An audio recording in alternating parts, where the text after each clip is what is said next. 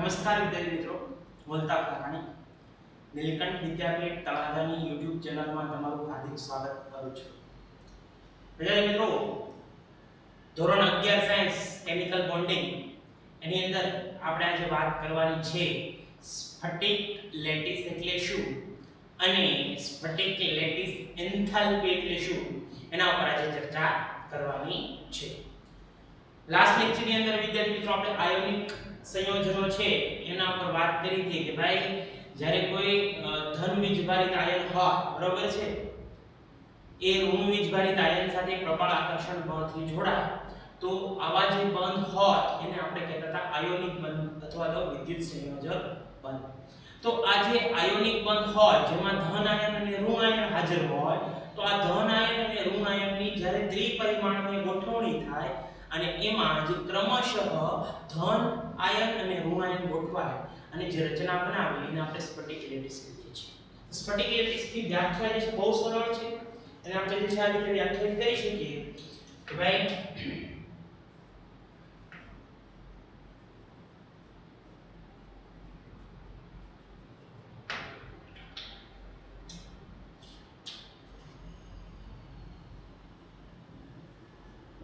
ધન આયન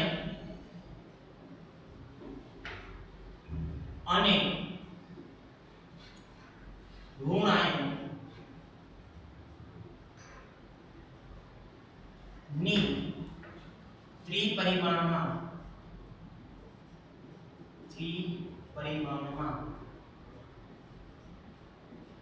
ત્રિપરિમાણને જે છે અંગ્રેજીમાં આપણે 3D કહીએ, થર્ડ ડાયમેન્શન. શું કહીએ આપણે એને? Third dimension. ત્રિપરિમાણમાં થતી વ્યવસ્થિત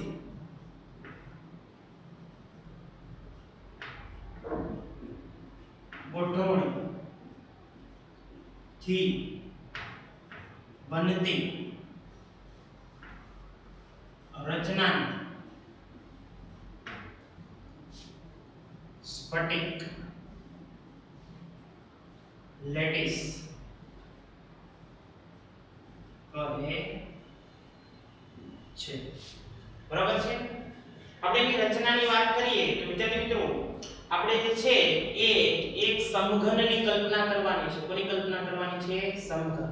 અને સમઘન જે છે દોરી અને એની અંદર જે છે આપણે લેટિસની સમજૂતી મેળવી શકીએ. તમને એમ કે સાહેબ આના ઉપર આપણે ડિટેલમાં જાણવું હોય તો શું કરી શકીએ?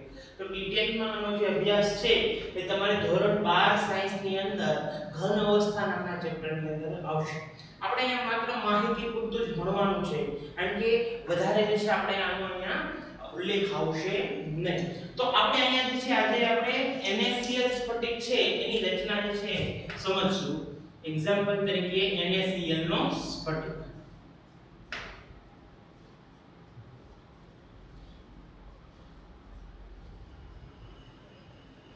બરાબર છે.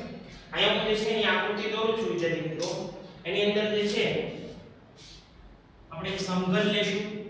વિદ્યાર્થી મિત્રો આપણે જે છે ધારી લઈએ કે ભાઈ એક જે છે NaCl છે એનો સ્ફટિક છે.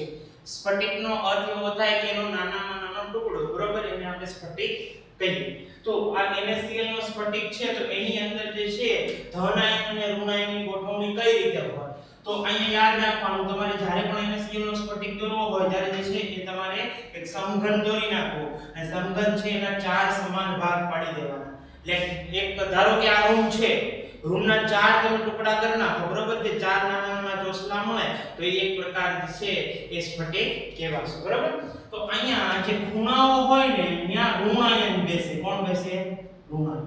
યાદ રાખજો. મે લાલ દોર્યા છે એ બધા કોણ છે કે ભાઈ ઋણ આયન છે. તો જેટલા ખૂણાઓ હશે ને એ બધા ખૂણાઓ ઉપર કોની ગોઠવણી કરી દેશું આપણે કે ભાઈ ઋણ આયનની ગોઠવણી કરી દઈએ છીએ. તો 8 પરમાણુ જે છે આપણે ક્યાં ગોઠવી દીધા? ઋણ આયન. હવે વિદ્યાર્થી મિત્રો જો ધ્યાન રાખજો, હવે જે છે એકાંતરે જે છે ઋણ પછી ધન અને ધન પછી ઋણ આ ક્રમ જળવાવો જોઈએ આની અંદર. તો તમે અહીંયા જોઈ શકો છો કે ભાઈ અહીંયા ઋણ આયન છે એની પછી અહીંયા કયો આવવો જોઈએ કે ભાઈ ન્યા ધન આયન. અહીંયા ઋણ છે તો અહીંયા વચ્ચે કયો આવવો જોઈએ કે ભાઈ ન્યા ધન આયન આવવો જોઈએ. બરોબર છે. અહીંયા ઋણ છે તો અહીંયા કયો આવવો જોઈએ વચ્ચે કે ભાઈ ધન આયન આવવો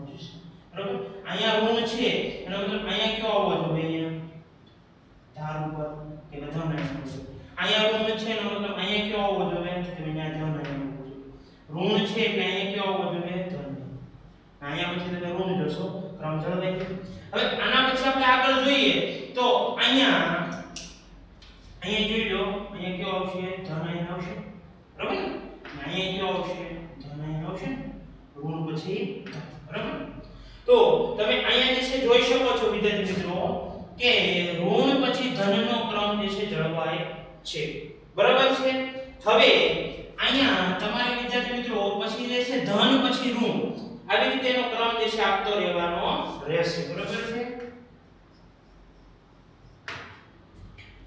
હવે તમે અહીંયા જે છે જો કે ભાઈ અહીંયા ધન પછી અહીંયા ઋણ આવશે વચ્ચે કયો આવશે તમે જોઈ શકો ધન ઋણ ધન અહીંયા જુઓ તો કે ધન ઋણ ધન થઈ જાય છે એવી રીતે બધે તમે જે છે એ પરમાણુઓ ગોઠવી દો તો તમને જે છે એ ક્રમ મળી જશે ઋણ ધન આયન છે અહીંયા વચ્ચે કયો આવશે ઋણ આયન આવશે અહીંયા કયો આવી ગયો ધન આયન તો અહીંયા આ બેની વચ્ચે કયો આવશે તો કે ભાઈ અહીંયા જે છે ઋણ આયન આવશે બરાબર અને અહીંયા તો ધન આયન છે તે તો અહીંયા વચ્ચે કયો આવશે તો કે ભાઈ અહીંયા ઋણ આયન આવશે અહીંયા ઋણ આયન છે બરાબર છે પછી તો અહીંયા વચ્ચે જે છે કયો આવવો જોઈએ કે ભાઈ અહીંયા વચ્ચે જે છે મિડલ ની અંદર એ ધન આયન આવવું બરાબર છે અને અહીંયા તમે જુઓ ને વિદ્યાર્થી મિત્રો અહીંયા બે ધન છે તો અહીંયા વચ્ચે જે છે કયો આવશે તો કે વચ્ચે ઋણ આયન આવવું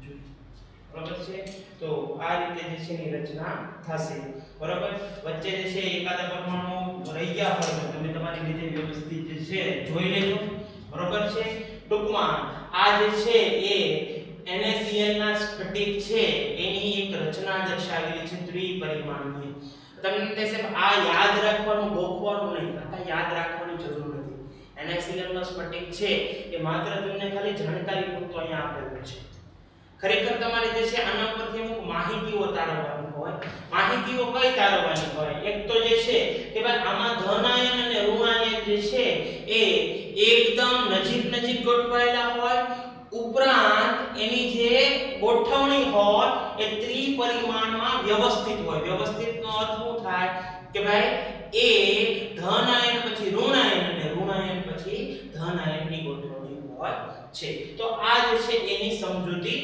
હતી બરાબર છે વિદ્યાર્થી મિત્રો તમને એવું લાગે કે આની અંદર જે છે થોડું ઘણું ન ખ્યાલ આવે તો ટેક્સ્ટ બુક ની અંદર જે છે આનો સ્ફટિક દોરેલો છે ત્યાંથી તમે જોઈ શકો છો હા ને બીજું એક ખાસ કે ભાઈ આનો સ્ફટિક જે છે આપણે કઈ યાદ રાખવાની જરૂર નથી આ માત્ર તમને જે છે એ નોલેજ માટે આપેલો છે હવે આપણે જે મેઈન ટોપિક છે આપણા આજના લેક્ચરનો એ છે સ્ફટિક લેટાઇસ એન્થાલ્પી એના ઉપર આપણે વાત કરવાની છે બરાબર છે તો આપણે વાત કરીએ સ્ફટિક લેટાઇસ એન્થાલ્પી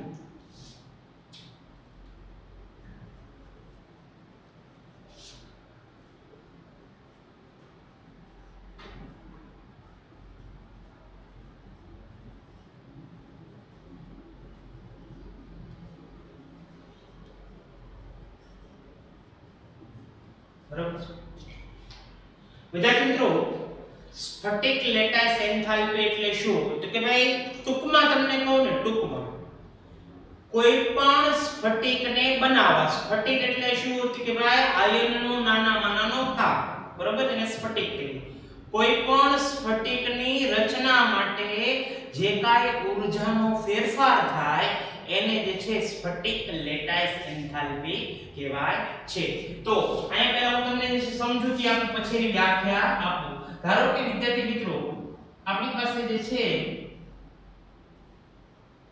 Na સોલિડ છે સોરી Na જે છે આપણને આપેલો છે ગેસ સ્વરૂપે ધારો કે બરાબર છે હવે આ સોડિયમ છે એને આપણે આયનમાં ફેરવવાનો છે તો કે Na+ ગેસ અને એક ઇલેક્ટ્રોન જે છે એ ગુમાવશે ધારો આપણે જે છે સોડિયમ તમને એમ કહેશે સોડિયમ તો ઘન સ્વરૂપે હોય પણ એની પ્રોસેસ આપણે અગાઉ કરી નાખવાની છે સોડિયમને જે છે વાયુમાં આપણે ફેરવી નાખીએ બરાબર તો આ તટસ્થ પરમાણુને આયનમાં ફેરવો તો આ આયનમાં ફેરવા એની માટેની એન્થાલ્પી કઈ કહેવાય કે ભાઈ ડેલ્ટા H આયોનાઇઝેશન કહેવાય કે ભાઈ કોઈ પણ તટસ્થ પરમાણુ છે એને આયનમાં ફેરવવા માટેની જે કાંઈ એન્થાલ્પી છે એને આપણે કહીએ છીએ આયનીકરણ એન્થાલ્પી.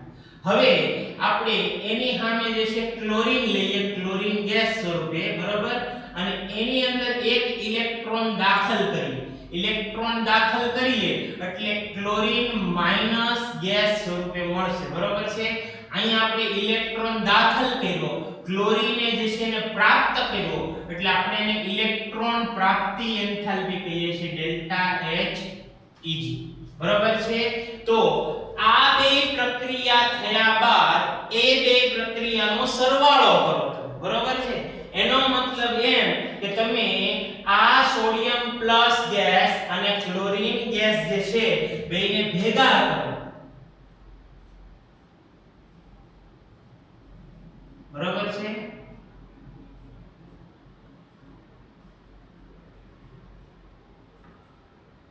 હવે આ બે આયનો માંથી સર્જન પામે, જો શબ્દ મેં હું વાપર્યો છે સર્જન પામે એટલે કે નવી રચના થાય. કોની? કે ભાઈ એ NaCl ના સ્ફટિકની રચના થશે. કોની રચના થશે? કે ભાઈ NaCl જે છે એ સ્ફટિકની રચના થાય. તો કે ભાઈ આ જે સ્ફટિકની રચના થાય એ દરમિયાન જે કાંઈ ઊર્જા જે છે આપણને ફેરફાર થાય, ઊર્જાનો ફેરફાર, એને સ્ફટિક લેટાઇસ એન્થાલ્પી જે છે આપણે કહીએ છીએ. શું કહીએ છીએ આપણે એને? સ્ફટિક લેટાઇસ એન્થાલ્પી. અને વિદ્યાર્થી મિત્રો, આ જે NaCl છે એની રચના માટે જે કાંઈ સ્ફટિક લેટાઇસ એન્થાલ્પી જે છે જોવામાં આવીને તો એ સ્ફટિક લેટાઇસ એન્થાલ્પીનું મૂલ્ય ડેલ્ટા H, બરોબર છે, લેટાઇસ એન્થાલ્પી એ લગભગ -788 કિલોજૂલ પર મોલ જોવા મળ્યું, બરોબર. 787 અથવા તો 788 ની આસપાસ છે, બરોબર છે. તો આપણે એમ કહી શકાય કે અહીંયા જે લેટાઇસ એન્થાલ્પી છે એ કેવી મળે છે? ઋણ મળે છે. એનો મતલબ કે જ્યારે કોઈ લેટિસનું સર્જન થાય ત્યારે ઉષ્મા મુક્ત થાય છે. ઉષ્મા શું થાય છે? મુક્ત થાય છે. ઉષ્માક્ષેપક ક્રિયા છે એમ આપણે કહી શકીએ છીએ. તો લેટાઇસ એન્થાલ્પી માટે વિદ્યાર્થી મિત્રો મને એમ કહો આનો અર્થ કેવો થયો? Na+ ગેસ Cl- ગેસ બેની વચ્ચે બંધનું નિર્માણ થયું. બંધનું નિર્માણ થયું એટલે શું બન્યું? NaCl બન્યું. માઈનસ નો અર્થ એવો થાય કે ભાઈ પ્રક્રિયાના અંતે ઉષ્મા ઉત્પન્ન થાય. પ્રક્રિયાના અંતે શું ઉત્પન્ન થાય? ઉષ્મા ઉત્પન્ન થાય, બરાબર છે. તો આ ઉષ્માક્ષેપક પ્રક્રિયા છે એનાથી વિરુદ્ધ ઘટના જોવો તો NaCl નો સ્ફટિક છે એને મારે તોડવો હોય તો આટલી ઊર્જા આપવી પડે કે? યાદ રાખજો, બંધ બને ત્યારે જેટલી ઊર્જા ઉત્પન્ન થાય આટલી જ ઊર્જા બંધ તોડવા માટે આપવી પડે છે. કે ભાઈ NaCl ના બે સ્ફટિકને મારે અલગ કરવા છે.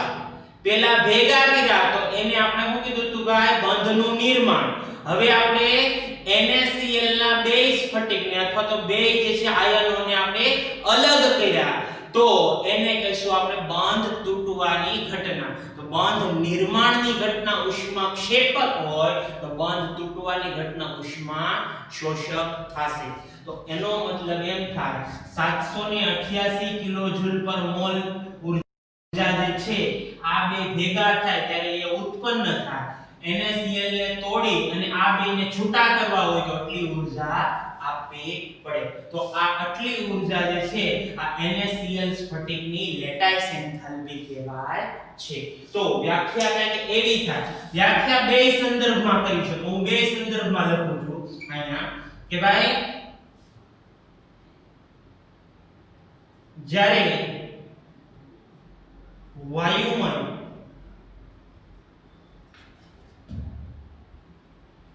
અવસ્થામાં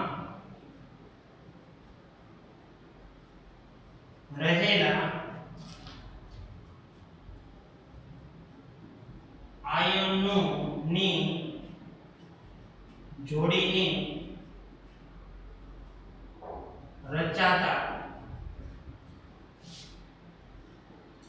સ્ફટિક દરમિયાન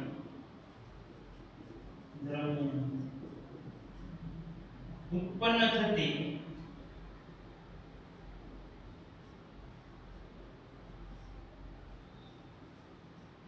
ઊર્જાને સ્ફટિક લેટાઇસ એન્થાલ્પી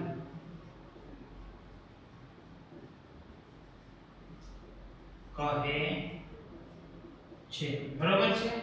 અથવા આની વ્યાખ્યા જે છે આપણે કંઈક એમ કરી શકીએ, બરાબર છે। આ બહુ સરળ વ્યાખ્યાઓ છે, વ્યાખ્યાઓ ક્યાંય નીટ જેડબલઈ માં નહીં પૂછાય, એટલે આપણે સમજવા માટે વ્યાખ્યાઓ લખીએ છીએ। ટેક્સ્ટ બુકમાં જે વ્યાખ્યાઓ હશે એ તમને થોડીક મુશ્કેલ પડે, પણ આપણે જે છે નોલેજ માટે કોઈ પણ વસ્તુ કરતા હોય ત્યારે સરળ વ્યાખ્યાઓનો ઉપયોગ કરવો વધારે સરળ, બરાબર છે। તમે જે છે એ ટેક્સ્ટ બુકની વ્યાખ્યા જોશો ને તો તમને જે છે એમ કાંઈ સમજ જ નહીં પડે, તમને એમ થાય કે આ શું લખ્યું છે, બરાબર। તો જ્યારે તમે કોઈ સમજવા માટે કે યાદ રાખવા માટે કોઈ વાત કરતા હોય ત્યારે સરળ ભાષાનો અથવા સરળ વ્યાખ્યાઓનો ઉપયોગ કરવો જોઈએ, આવું મારું માનવું છે, બરાબર છે। તો અહીં બીજી વ્યાખ્યા આપણે લખીએ તો કે એવી થાય કે ભાઈ કોઈ પણ સ્ફટિકને તોડી અને તેના આયનોને દૂર કરવા, કોઈ પણ સ્ફટિક માંથી તેના આયનોને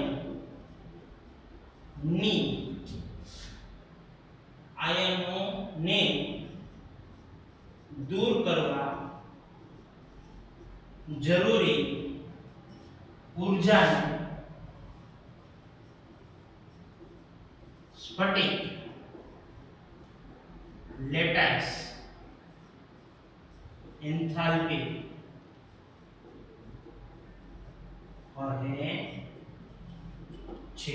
તો સ્ફટિક લેટાઇસ એન્થાલ્પી બે રીતે વ્યાખ્યાયિત કરી શકાય। આ બેને ભેગા કરો ને સ્ફટિક બને તો ઉષ્મા ઉત્પન્ન થાય, તો એ ઉષ્મા ઉત્પન્ન થાય ને લેટાઇસ એન્થાલ્પી કહેવાય।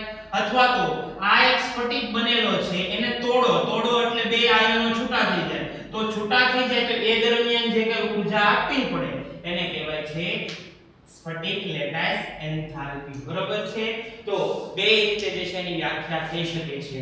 વિદ્યાર્થી મિત્રો, આપણે શરૂઆતમાં મતલબ આની પહેલાના જે લેક્ચરની અંદર આપણે વાત કરી હતી કે ભાઈ આયોનિક બંધ જે છે એની રચના કઈ રીતે થાય, તો એમાં આપણે કીધું કે આયનીકરણ એન્થાલ્પી અને ઇલેક્ટ્રોન પ્રાપ્તિ એન્થાલ્પીના મૂલ્યો પર આધાર રાખે। તો આજે એ જ ટોપિકને થોડોક આગળ વધારી અને આપણે વાત કરવાની છે કે ભાઈ આયોનિક બંધ જે છે એ કઈ રીતે જે છે સરળતાથી પ્રાપ્ત થાય, અથવા તો કોની અંદર જે છે આયોનિક બંધ જે છે બની શકે, કેવા જે છે પરમાણુઓ સરળતાથી આયન બનાવી શકે, એના પર આપણે ચર્ચા કરીએ। પહેલા આટલું નોટ ડાઉન કરો, પછી આપણે આગળ વધીએ। વિદ્યાર્થી મિત્રો, આ નેક્સ્ટ ટોપિક ખરેખર તો પહેલાનો ટોપિક હતો એને આપણે કન્ટિન્યુ કરવાનો છે, વચ્ચે રહી ગયો તો એનું નામ છે કઈ પરિસ્થિતિમાં આયોનિક બંધ સરળતાથી રચાય છે। ભાઈ આયોનિક બંધ કોની વચ્ચે આસાનીથી જે છે એ રચાય છે? તો બે શરતો છે, ખાલી માત્ર કેટલી શરતો છે? બે શરતો, અને આ બે શરતોનું પાલન થાય તો એની માટે આપણે એમ કહી શકીએ કે ભાઈ એ આયનિક જે છે બંધ એ સરળતાથી રચી શકે છે, બરાબર। પહેલો જે છે શરત એ છે કે ભાઈ જેની નીચી આયનીકરણ એન્થાલ્પી હોય,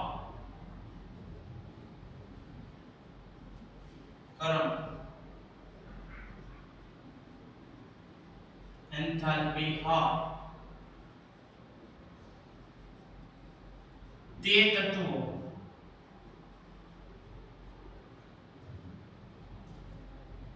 ઊંચી ઇલેક્ટ્રોન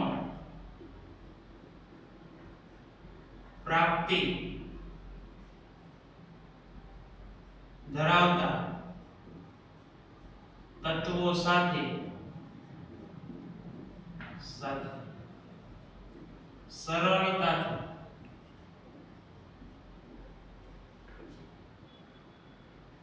આયોનિક બોન્ડ બનાવે છે.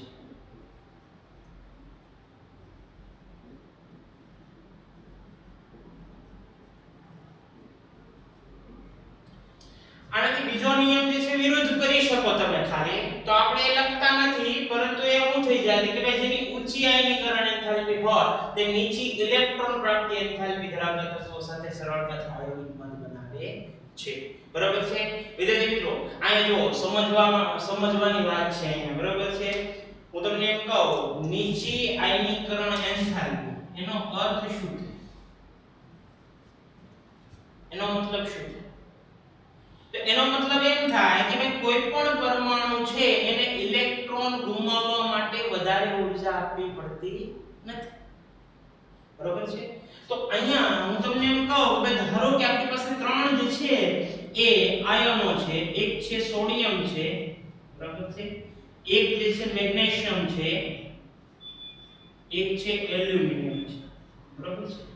તમે જે છે વિદ્યાર્થી મિત્રો ત્રીજું ચેપ્ટર છે તમારું એ આવર્ત કોષ્ટક, એની અંદર જે છે આ વાત ભણી ગયા છે, છતાં અહીંયા રિપીટ કરી છે. સોડિયમ ને આયન બનવો હોય ને વિદ્યાર્થી મિત્રો, તો એને એક ઇલેક્ટ્રોન ગુમાવવો પડે ત્યારે સ્થાયી આયન બને સોડિયમ પ્લસ 1. બરોબર છે? એક ઇલેક્ટ્રોન.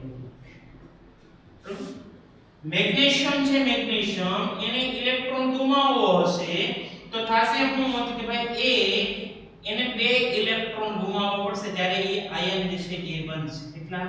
બે ઇલેક્ટ્રોન ગુમાવી ત્યારે સ્થાયી આયન બનશે. એલ્યુમિનિયમ માટે વાત કરીએ તો એલ્યુમિનિયમ ને 3 ઇલેક્ટ્રોન ગુમાવવો પડશે, એલ્યુમિનિયમ +3.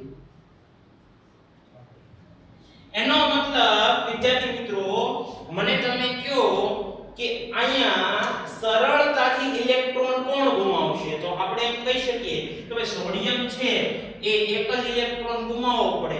એનો મતલબ આને કઈ જાજી ઊર્જા જે છે જરૂર પડશે અને હું આને જે છે ડેલ્ટા H1 કહી દઉં. 1 કહી દઉં. બરોબર? આને કીધું ડેલ્ટા H2 કહી દઉં અને ડેલ્ટા H3 કહી દઉં. તો અહીંયા આપણે કહી શકીએ કે અહીંયા બધામાં આયનીકરણ પ્રક્રિયા થઈ, બધામાં ઇલેક્ટ્રોન જ દૂર થયા. તમે જુઓ. બરોબર છે? પણ તમે અહીંયા ધ્યાનથી જોશો તો ખ્યાલ આવશે કે ભાઈ સોડિયમને એક જ ઇલેક્ટ્રોન ગુમાવવો પડ્યો એટલે એની જે ઊર્જા છે ઓછી હશે. મેગ્નેશિયમને બે ઇલેક્ટ્રોન ગુમાવવા પડ્યા મતલબ એની ઊર્જા એના કરતા વધારે છે. અને એલ્યુમિનિયમ છે એને 3 ઇલેક્ટ્રોન ગુમાવવા પડ્યા, એનો મતલબ એની ઊર્જા સૌથી વધારે છે. તો આયનીકરણ એન્થાલ્પી તમે જોશો તો કોની અંદર ઓછી છે? કે ભાઈ સોડિયમમાં ઓછી. સોડિયમની અંદર એની એન્થાલ્પી કેવી છે? ઓછી છે. હાલો હું તમને એક્ઝામ્પલ રીતે સમજાવું તમને ખ્યાલ આવશે. ધારો કે અહીંયા એક ઇલેક્ટ્રોન દૂર કરવા માટે 100 કિલો જૂલ પર મોલની જરૂર છે. એક્ઝામ્પલ રીતે એ માની નો લેતા કાર નાખ્યો છે. બરાબર? આમાં 100 ની જરૂર છે. એનો મતલબ અહીંયા કેટલા ઊર્જાની જરૂર પડશે? 200 ની. બરાબર? બે ઇલેક્ટ્રોન છે. ખરેખર તો વધારે હોય, 200 કરતા વધારે થાય, પરંતુ આપણે અહીંયા ધારી લઈએ ખાલી 200. અહીં 3 છે તો કદાચ 300 ની જરૂર પડે. તો આપણે એમ કહી શકીએ એક ઇલેક્ટ્રોન દૂર કરવા માટે ઓછી ઊર્જા વપરાશે, બે ઇલેક્ટ્રોન માટે વધારે ઊર્જા, 3 ઇલેક્ટ્રોનને દૂર કરવા માટે એના કરતા પણ વધારે ઊર્જા વપરાશે. તો આપણે એમ કહી શકીએ કે સોડિયમ છે એની ઓછી આયનીકરણ એન્થાલ્પી છે. એનો મતલબ એ સરળતાથી જે છે એ ઇલેક્ટ્રોન ગુમાવી શકે છે અને આ આયોનિક બંધ બનાવે છે. એની સામે આપણે ઋણાયનની વાત કરીએ તો કે ભાઈ એવો પરમાણુ હોય કે જે સરળતાથી ઇલેક્ટ્રોન સ્વીકારી શકે. હું તમને વાત કરું અહીંયા કે આપણી પાસે જે છે એ ક્લોરીન છે. બરોબર છે?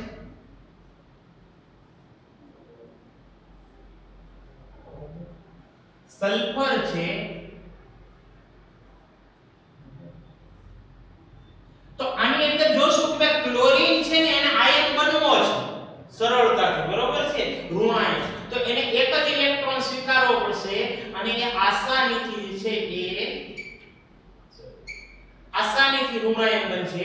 સલ્ફર છે એની અંદર બે ઇલેક્ટ્રોન દાખલ કરવા પડશે. બરોબર છે? ત્યારે જે છે એ ઋણ આયન જે છે એ બનશે. પણ વિદ્યાર્થી મિત્રો યાદ રાખજો, એક ઇલેક્ટ્રોન દાખલ કરવો જે છે એ થોડો મુશ્કેલ ભર્યો હશે, જ્યારે બે ઇલેક્ટ્રોન દાખલ કરવા જે છે એ કેવા થશે કે ભાઈ એ આસાનીથી દાખલ થઈ શકશે. બરોબર? તો અહીંયા યાદ રાખજો કે ભાઈ જ્યારે આમાંથી જે છે સરળતાથી કોણ જે છે એ ઇલેક્ટ્રોન પ્રાપ્ત કરી શકશે કે ભાઈ એ અહીંયા સલ્ફર સરળતાથી ઇલેક્ટ્રોન પ્રાપ્ત કરશે અને ક્લોરીન છે એ એની અંદર વધારે ઊર્જા મુક્ત થશે. જો ઇલેક્ટ્રોન પ્રાપ્તિનો અર્થ શું થશે હું પહેલા સમજાવું.